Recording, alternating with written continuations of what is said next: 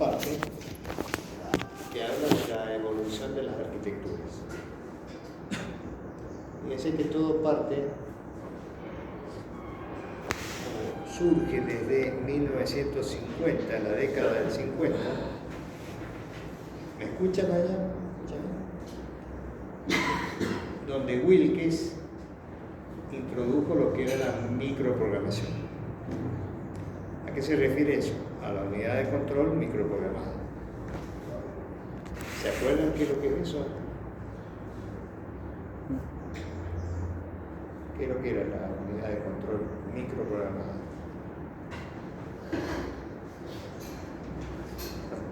O sea, tengo el concepto, pero si se lo digo, capaz tiro cualquiera. Es que en vez de ser cableada, lo que es como que hace las acciones que haría la cableada, pero a través de microprogramas. Es como que los va, por ejemplo, el programa LDA, ¿cómo se llama esto? La acción LDA tiene su microprograma que va mandando cada señal, por así decirlo. ¿Se puede decir así? Sí, la idea está. O sea, cada Sí. instrucción de la ISA de la máquina, en su ejecución, dispara un microprograma que reside en una memoria ROM que está dentro de la unidad de control, que se llama firmware. ¿Se acuerdan de eso? Firmware, o sea, un conjunto de microprogramas dentro de una memoria. Cada instrucción tiene un microprograma y también existen otros microprogramas. Por ejemplo, el microprograma de búsqueda. ¿Se acuerdan la dinámica de von Neumann? Búsqueda e instrucción. Bueno,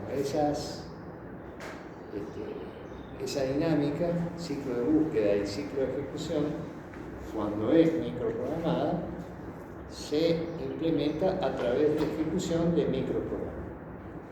Entonces hay un microprograma de búsqueda que busca la instrucción, la pone en el IR, incrementa el PC, como decía siempre, y una vez que está identificada qué instrucción es, se dispara un microprograma correspondiente a la instrucción. El microprograma de búsqueda es el mismo para todas las instrucciones, ¿verdad? No sabe qué instrucción es. Va y la busca, la trae al IR y cuando va a ejecutarla, ejecuta un programa en particular. Una vez que termina de ejecutar ese microprograma, llama al microprograma de búsqueda, el cual busca la siguiente instrucción y así se establece lo que se llama la dinámica de von Neumann. Eso fue introducido, esa idea de la microprogramación fue introducida en la década del 50 por Wilkes. En realidad tenía otro justificativo, pero se aprovechó. En todo caso, después les comento algunos detalles de eso, para no perder tiempo ahora. Esto lo tenemos que terminar ahora. Bueno, fíjense, ¿cuál es una de las ventajas que, versus la unidad de control cableada, ustedes pueden pensar que tiene la unidad de control microprogramada?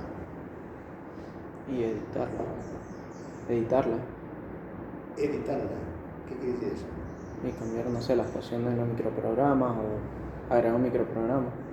No tenés que cambiar todo el hardware. Bueno, está bien. Dicho de otra manera, puedo, modificando el microprograma, introducir nuevas instrucciones, ¿verdad? Sin cambiar el hardware de la máquina. Simplemente tengo que sacar la ROM, esa donde está el firmware, y colocar nuevos microprogramas. Para tener más instrucciones en la máquina, la ISA de la máquina, mejorarla. Aparte puedo hacer instrucciones más complejas, ¿verdad? Supóngase que quiero multiplicar. No puedo multiplicar en la máquina elemental, tengo que hacerlo con un programa, tengo que escribir un programa que multiplique. Pero ¿qué pasa si escribo un programa que multiplique e introduzco una nueva instrucción que sea multiplicación. Mul. Entonces, mejoro la cuestión. Quiero implementar modos de direccionamiento adicionales, instrucciones más complejas. También puedo hacerlo. Pues eso apunta al segundo punto que dice ahí, hacer más y más complejo el microcódigo. Eso quiere decir agregar microprogramas, instrucciones más complejas. No tuvo discusión, nadie decía que eso no era válido. Siempre hay una ventaja importante. Sumado a esto, ¿por qué el segundo punto conviene? No solamente por introducir nuevas instrucciones, sino también por el tercer punto. ¿Qué dice el tercer punto ahí? Sí. En esa época, estamos hablando de la década del 50, las memorias eran significativamente más lentas. O sea, el tiempo de acceso a la memoria era bastante más grande, mayor, que el tiempo de ciclo de la instrucción. Siempre, actualmente también es mayor, pero en esa época era significativamente mayor, bastante más grande. El orden de 10 veces más el tiempo de ciclo de una instrucción con el tiempo de acceso a la memoria. ¿Por qué les parece que eso es algo que implique una ventaja de la microprogramación? La diferencia esa que dice ahí, memorias significativas más lentas que la CPU. Todo lo que hemos visto desde el principio, ¿por qué piensan ustedes que tiene alguna connotación con el tema de la microprogramación? ¿No sería que se generan tiempos muertos mientras estamos esperando la memoria que sirven para hacer otra cosa? No exactamente. Puede llegar a tener algo que ver, pero principalmente esa carga en el procesamiento es más rápida, reduce sus tiempos. Directamente, aparte solo de lectura, entonces nunca va a escribir en esa memoria. Le manda la señal. Y tampoco diría que es. Les ayuda un poco la idea. Si ustedes tienen que resolver una tarea determinada, un problema, tienen que escribir un programa para resolver un problema. Si la máquina tiene instrucciones simples, sencillas, tenemos que hacer un programa con muchas instrucciones. Y más acceso a memoria. Y más acceso a memoria. Un programa grande en la Claro, como la que puede multiplicar. Multiplicar es hacer muchos accesos, claro. Consultar, guardar, cambiar. Si hacemos una instrucción directamente de multiplicar, que siempre va a ser la misma, simplemente llamás a esa instrucción una sola vez, hacer toda la secuencia y tener un solo acceso a la memoria en esa parte. Correcto. Si tengo la instrucción de multiplicación en microprograma, los accesos son a la ROM, ¿cierto? Al fin. No accedo a la memoria, accedo a la memoria privada que se llama fin. Y esa ROM es mucho más rápida que la RAM. Entonces eso que dice ahí, que la memoria es significativa más lenta que la CPU, con la microprogramación es una ventaja importante, porque el programa que escribo yo, con instrucciones potentes, es mucho más corto. Entonces los accesos a la memoria para buscar la instrucción se disminuyen sustancialmente. Por eso es que hacer más complejo el microcódigo no tuvo discusión. No solamente entonces por agregar instrucciones más complejas, sino también porque hay una ventaja que los programas que hago son mucho más cortos, ocupan menos memoria si lo hago con instrucciones potentes. Después hay otra más. Fíjense ahí, se ponen las bibliotecas en el microcódigo. Las bibliotecas son todos esos programas que de alguna forma colaboran, son subrutinas. que colaboran a hacer tareas repetitivas. Por ejemplo, multiplicación. O un ejemplo. Entonces, si quiero poner una biblioteca que multiplique, no quiero hacer una instrucción que multiplique, pero si quiero llamar a una subrutina que multiplique, esa podría estar metida dentro de la ROM. Entonces, eso también es importante, porque si está en la memoria principal, de nuevo, tengo que acceder y tengo tiempos más grandes. Bueno, ahí el siguiente punto que dice instrucciones más complejas, ya lo comentamos, ¿cierto? Es interesante tener instrucciones más potentes, más complejas, con mayor modo de direccionamiento también. Después dice esto, la microprogramación permite modificar y o agregar instrucciones sin modificar el hardware. Saco el chip ese de la ROM y pongo otro chip y transformo la máquina con otro ISA, con otro set de instrucciones, ¿cierto? Claro, no te va a cambiar ningún otro componente sobre la ROM. El resto no cambia nada. ¿Se acuerdan la máquina interior que vimos ahí en la unidad de control de la máquina elemental? Es una memoria aparte de la Claro, eso lo saco y dejo todo lo demás como está. Entonces, para el diseño de una computadora es interesante porque yo podría diseñar una computadora lo más potente que se me ocurra, ¿no es cierto? Que considere con muchos registros, una buena ALU y la unidad de control microprogramada, hago microprogramas que explotan, digamos, ese hardware. Y después digo, bueno, quiero cambiarme, quiero hacer otra máquina. Sin cambiar el hardware, cambio el microprograma. En fin.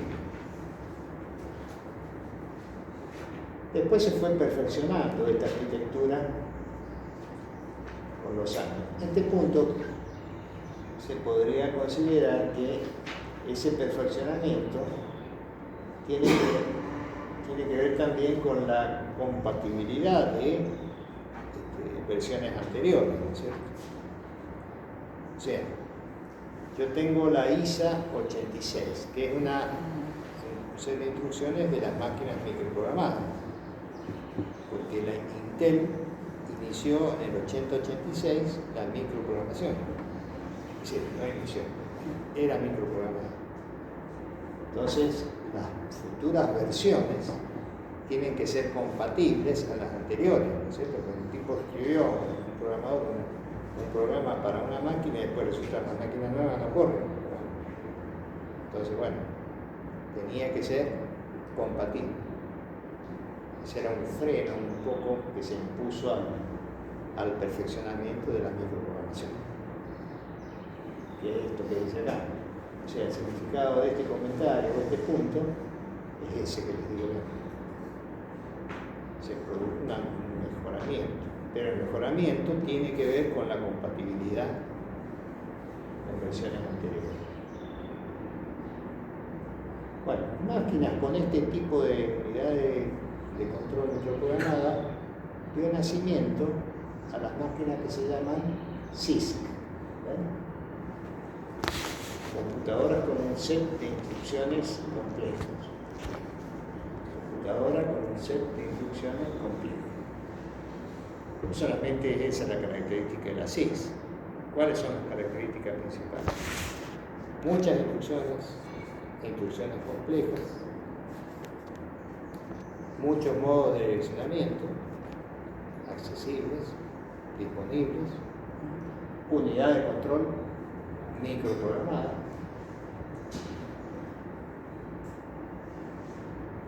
que todos estos puntos que acabo de decir están ahí, y hay un punto acá que ese se los quiero preguntar a ustedes, si interpretan por qué, si pueden decir por qué un procesador CISC no puede aprovechar eficazmente el pipeline.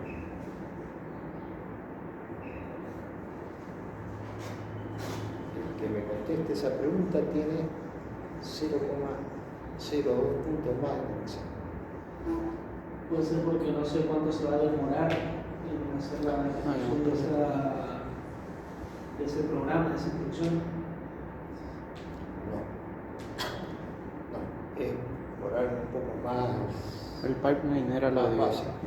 El pipeline era lo de la introducción y después hacía la otra, iba haciendo, Pipeline, haciendo todo seguido, ¿no?